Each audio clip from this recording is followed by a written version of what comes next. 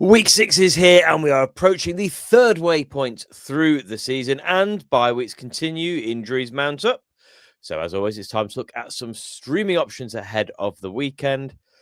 Bye weeks this weekend. After having 4 last week, we're only on to 2 this week. I never quite understand the rhyme and reason behind the buys. Of the Vikings taking a rest after the London game, and we're without a few key players this week. For the Vikings, Jefferson, Waddle, Mason, Hawkinson, and sadly, are you devastated you cannot play Carson this week? I'm not, but no, somebody might be. Just thought I'd check. JJ McCarthy apparently back next week as well. At the moment, it's trending that direction, so that is all good. And then Houston Texans, CJ Stroud, Chubb or Marks. Who knows who'd start any given week? We don't have to worry about that this time round. And Nico Collins as well. We're also without quite a few players for the injury report as well this week, aren't we? I mean, we've said before we start recording, they are mounting up, aren't they? Yeah, I'm sure. Didn't we say on the main show there weren't many injuries, and then or new injuries? I don't know, but all of a sudden there's a real absolute influx of them. Yeah, lots of these are kind of ones that have been lingering for the last couple of weeks, so we didn't give them a shout out on the main show.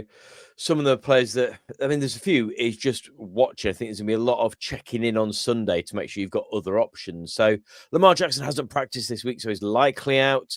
I say likely out. I'll be amazed if there's any point in him playing this week when there's the bye next week as well for the Ravens.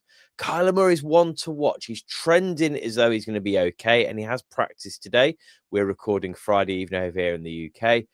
But one to watch following a foot injury. Bucky Irving is out, foot and shoulder injury. So he started off with that foot injury, and the shoulder injury is apparently now the main concern. So Rashad White is an option again. Chuba Hubbard out with his calf injury. So lock and load Rico Dowdle again this week. Terry McLaurin was practicing on his own, apparently, on Thursday. And Deebo Samuels also missed Thursday's practice session. At the time of recording, we've not had a Friday update, so that's another one to watch. Ricky Pearsall, Javon Jennings. Pearsall sat out Thursday. James was limited. So no update at the time of recording again on the Friday report. Good news, though. George Kittle's slated to return to practice next week. So that is some positive injury news for a change. Mike Evans is out with his hamstring injury, and Godwin is now been downgraded to week with a fibular injury. Apparently not the same part of his leg that nasty injury from last year.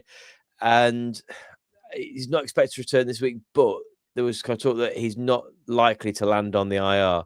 That doesn't bode well for an immediate return, at least to full strength. It continues, Ed. Brock Bowers likely to be out.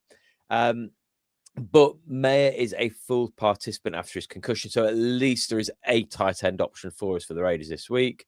Brenton Strange, we always love to mention Brenton Strange. It's been the last time for a few weeks, though, because he has landed himself on IR.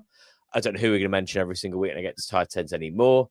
Jamar Chase is questionable with illness. CD Lamb still not practicing. DK Metcalf missed Thursday too.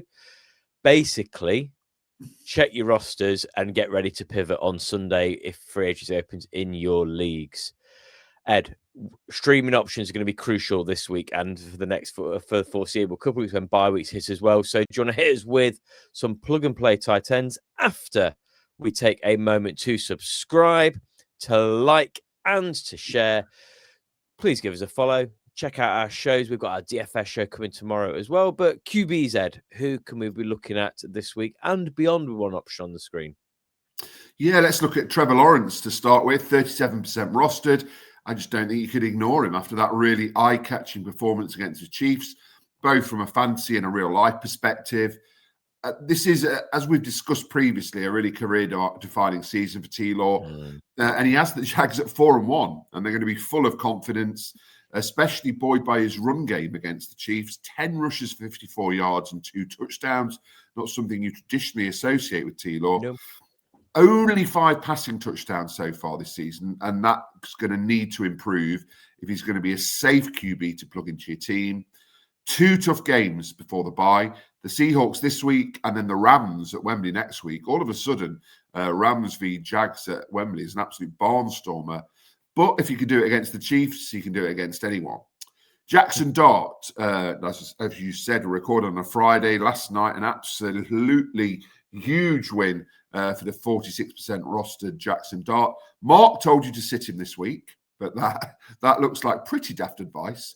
Yep. After he continued his fairy tale rookie season with that statement demolition of the Eagles, I think he looks like a viable option going forward.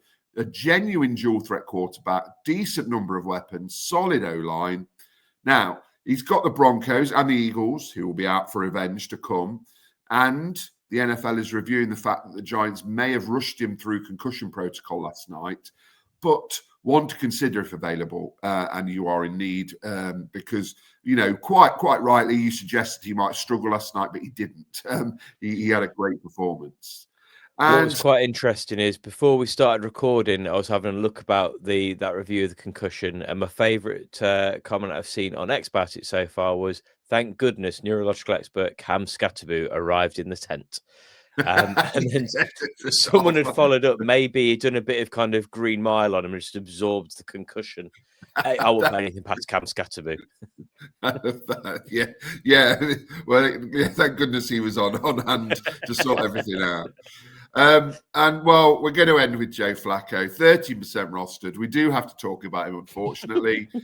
The man who was benched for Dylan Gabriel is now QB1 of the Bengals. How thoroughly depressing for me. Look, if you're relying on Flacco to get you fantasy points, then you have my sympathies, because he won't. The stats show that he is terrible under pressure, and he'll be throwing under constant pressure behind the Bengals O-line. He threw just 2 touchdowns and 6 interceptions before his benching. He has the Packers, then the Steelers the next 2 weeks. Plus, as we've said, he could have to do without Jamar Chase this week, who's ill. Basically, if he gets you more than 10 points this week, it will be a genuine miracle. Please don't stream Joe Flacco. I'm assuming you're going to have Joe Flacco behind you on your display next week, Ed. No, I've deliberately not put him up there because I just can't bring myself to do it. I'm sorry. Having a look then to our streaming tight end plays for this week, and 3 different options at different levels of rostership for you to consider then. So first, Hunter Henry plays New Orleans. We're getting at the 6th most fantasy points per game to tight end, 16.06. It's unlikely he's out there, but his rostership has dropped. I think it was about 86% last time I mentioned him a couple of weeks ago, and he's not really done anything to justify that drop him. If he's there, go and get him. It's worth a little look. It's available in 1 in 5 leagues. Jake Tong, Tampa Bay conceding 12th most fantasy points against tight ends, 14.68. No, that's not necessarily a huge kind of target that you want to go for, but he has been steady in Kittle's absence and also saw 11 targets last week. You could do worse if you're in a tricky tight end spot, and he's widely available. And finally, Mason Taylor. Denver are a good defense, but Fields may rely on him in London this week to get some of those short targets. So he could get you there in PPR leagues based purely on a bit of volume. Coming up, he's got Carolina and Cincinnati next week. So he could be a stash this week at minimum, because those 2 teams are the worst 2 in the NFL for giving up fantasy points per game to tight ends. Before Ed gets defensive, both against the Cincinnati Bengals and from a streaming defenses point of view, once again, give us a subscribe, a like, and a share. Come and join us for our 4 weekly shows each week, along with a few spicy little shorts as well. Ed, you said every week, it's becoming your catchphrase. What's the best way to play defense if they're rostered on your fantasy football leagues? We have to stream our defenses, people. And let's start with the Jacksonville Jaguars. 36% rostered. And that is surprising because despite a relatively quiet week 5, Jacksonville is still the number 1 fantasy defense. I mean, you could argue that they have faced weaker offenses, but they've still faced the Chiefs and the Bengals with Burrow in week 2. So they have faced some decent opposition. The Seahawks offense have only given up an average of 3.4 points to fantasy defenses. So it is a tough matchup, but I still think you need to consider the Jags because their consistency shows no sign of letting up. And I haven't gone crazy with the other 2 picks. So the Tennessee Titans are 3% rostered. So hear me out here. What do you need for a defense to thrive? a rubbish offense facing up against them. Now, that is certainly the case for the Titans versus the Raiders. The Raiders are giving up 10.8 fantasy points per game to defenses, which is the third worst in the NFL. I mean, I could end up looking stupid, but it's never exciting to play it safe. So, if you want to take a bit of a risk, you could go for the Ravens. And in a similar boat are the Las Vegas Raiders in the same matchup. They are 40% rostered. So it's as above, really, but could be even more fruitful for the Raiders defense, as the Titans are the second worst team in the NFL, giving up 11.2 fantasy points per game to opposition defenses. The Raiders ownership this week, the ownership of the Raiders defense is up from 2% to 40%, despite them scoring -4 against the Colts last week. And I would assume that's because they're playing the Titans. But I think either of those defenses could have a decent week this week. This is the sort of game where both defenses are in a shout with being the top 2 fantasy scoring assets in this matchup, isn't it? It is indeed. I mean, it's probably going to be like a 47-all overtime marathon. Now we've said that, but no, it should be on paper a kind of horrible game. But we'll wait and see. Finally, a different feature for the end of our little morsels of fantasy goodness for you this week. We're going to give you some fantasy gold. So, fantasy gold, so those little tips that we don't always think about. So, especially for those of you maybe newer to fantasy, just something to consider. So, this week we're looking at using our Sunday free agency window to get a jump start on our streaming options for the following week. So, what I mean by that is many leagues, I would say all that we play in, we open up from waivers, that's cancelled, and it goes straight to free agency on a Sunday. So if you have any last minute pivots you need to make, you can just grab a player straight off the wire, and you've not got to wait for those to clear. So what we're saying by getting a jump start is if you have space on your bench or someone you're going to be dropping, then look to see if there's any of those players you can plug straight into that bench spot on a Sunday, ready to save up for the following week. Now, it's not always possible. Some of the leagues where your bench spots are a premium, this may not be a tactic that is open to you. But I mentioned earlier, Mason Taylor is case in point for this. If you are streaming your tight ends, if your tight end is one of them that's involved in the buys next week, and you've got a spare place on your bench, potentially, once a player is declared out and you move them straight down to IR, grabbing a player like Mason Taylor if available, sticking him on your bench, you've not got to worry about waivers the following week. You've got your player locked in and loaded before many people might be looking ahead to who those best streaming options are for those games. This is something we often do, isn't it, Ed? Indeed.